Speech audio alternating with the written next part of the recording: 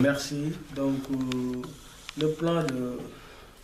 la formation professionnelle et technique du département fait partie des outils qui vont nous aider à faire notre travail au niveau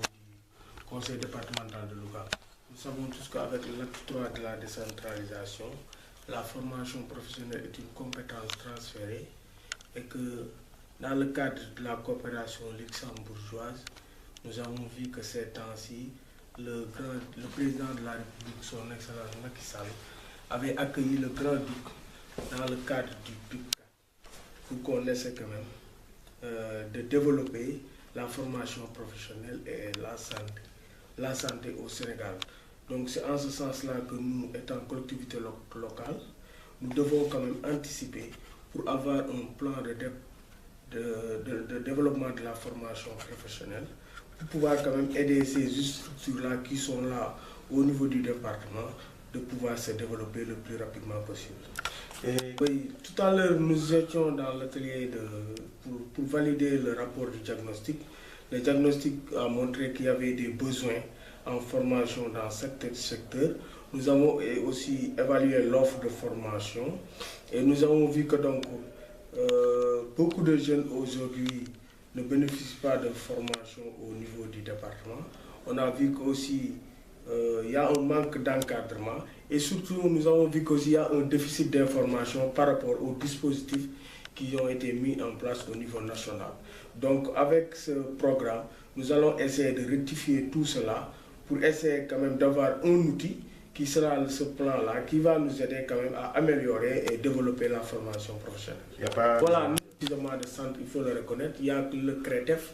le CEFAM et quelques écoles de formation professionnelle, à savoir l'ISM et l'ISEC qui est là. Donc nous devons aussi essayer, étant collectivité locale, de mettre en place d'autres centres d'accueil, de formation et d'orientation pour aider les jeunes à avoir l'accès à l'emploi. Mon atelier pour valider diagnostic bi nga xamné dañ ko jagleeloon formation professionnelle et ku nekk xam na ni formation professionnelle lu am solo la ci ndaw te gisoon nañ ni temps yi président de la République son Excellence Macky Sall recevoir un grand-duc bu Luxembourg ci programme bu ñuy wax PIC 4 te ñu jagleel ko wàllu développement formation professionnelle ak wàllu santé ñun collectivité locale bu mel ni conseil départemental nag loolu bu fekkee programme la boo xam ne ñun ñëpp ñu ngi koy xaar pour mu jàppale ñu dañu war a anticiper am benn plan boo xam ne dañuy xam fan la ñuy jaar pour mën a développer formation professionnelle jàppale ndaw yi ba pare gën a renforcer structure d'accueil yi nga xam ne ñoo ngi fii sur place. loolu moo waraloon tey ji ak suñu consultants yi ak suñu programme Sen 028 ñu organiser atelier bu mel nii ak chef de service yeeg acteurs yeeg ak conseil départemental ñu gën a mën a xool tolof-tolof yi nga xam ne nekk na ci secteur boobu pour buñ ci tolloo ñu mën a xam fan la ñuy jaar pour mën leen a jàppale bu baax a baax mu mën a développer loolu moom moo taxoon tey ñu convoqué atelier bi. waaw diagnostic bi li mu génne léegi mooy gis nañu ne am na manqué nañu bu baax a baax ay kuréel yoo xam ne wala ay structure yoo xam ne war naa accueillir bu baax a baax jeunes yi jàppale leen ci wàllu formation professionnelle. ci loolu noonu